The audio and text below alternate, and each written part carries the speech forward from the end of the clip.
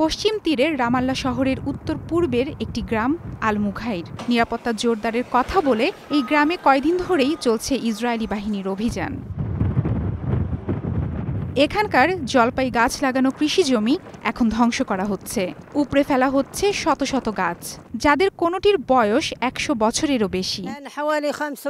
স্থানীয় প্যালেস্টাইনিরা জানান, গ্রামের প্রবেশপথ আটকে দেওয়া হয়েছে, এমনকি অ্যাম্বুলেন্সের চলাচলও বন্ধ করে দেওয়া হয়েছে। এটি কোনো স্বাভাবিক অভিযান নয়। আগেও এমন আক্রমণ হয়েছিল, এবারেরটা একেবারে অস্বাভাবিক।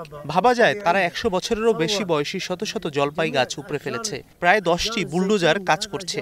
এছাড়াও ইসরায়েলি সেনারা গ্রামের ভেতরে ঢুকে প্রতিটি বাড়িতে তল্লাশি চালায়। তারা ঘরের ভেতরে স্টান গ্রেনেড ছুড়ে ঘরের আসবাবপত্র ধ্বংস করে। তবে ইসরায়েলি বাহিনী আইডিএফ বলছে, প্রতিরক্ষা ব্যবস্থা উন্নত করার জন্যই এই পদক্ষেপ। সে কারণেই আল মুঘাইরের উপকণ্ঠে গাছপালা কাটা হচ্ছে। আইডিএফের দেয়া তথ্যই বলছে ৩১০০টি গাছ পরিষ্কার করা হয়েছে, যে কাজে দায়িত্বে আছে ইসরায়েলি ইঞ্জিনিয়ারিং বাহিনীর সদস্যরা। গত বৃহস্পতিবার ইসরায়েলি সেনাবাহিনী দাবি করে, আল মুঘাইর গ্রামের কাছে একজন ইসরায়েলিকে গুলি করা হয়েছে। এরপরই আল মুঘাইর গ্রাম এবং অন্যান্য এলাকা ঘিরে এই সামরিক অভিযান। দাবি করা হয় তারা বর্তমানে আক্রমণকারীর খোঁজ করছেন। প্রতিটি গ্রাম এবং প্রতিটি শত্রুর জানা উচিত যে যদি তারা আমাদের বাসিন্দাদের উপর আক্রমণ চালায়, তাহলে চরম মূল্য দিতে হবে। আল মুঘাইর গ্রামে অভিযান আমাদের এখনকার অগ্রাধিকার। গাজায় গণহত্যা চালানো ইসরায়েলি বাহিনী অধিকৃত পশ্চিম তীরের নৃশংসতা অব্যাহত রয়েছে।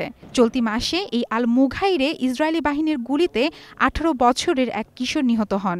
অন্যান্য গ্রামবাসীর মতো সেও ইসরায়েলি অবৈধ বসতি স্থাপনকারীদের আক্রমণ ঠেকানোর চেষ্টা করছিল।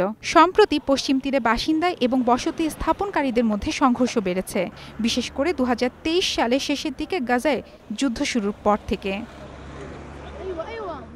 ১৯৬৭ সালের যুদ্ধে জর্ডানের কাছ থেকে পশ্চিম তীর এবং পূর্ব জেরুজালেম দখল করে ইসরায়েল।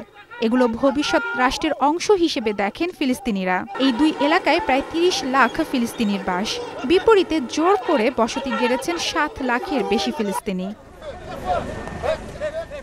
মারফতুন রুচি, স্টার নিউজ।